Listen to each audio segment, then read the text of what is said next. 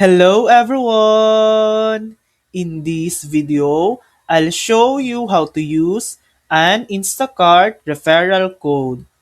If you're a new customer, enter your referral code during sign up or at checkout on your first order, usually $35 or more.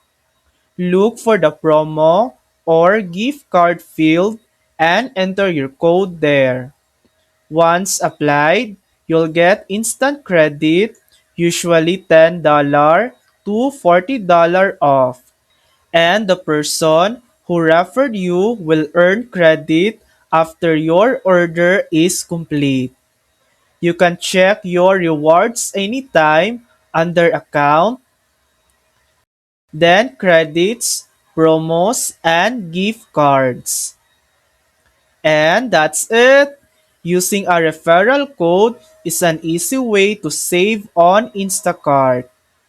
And that's how to use an Instacart referral code. Thanks for watching! If this video helped you, please like and subscribe for more helpful tutorials.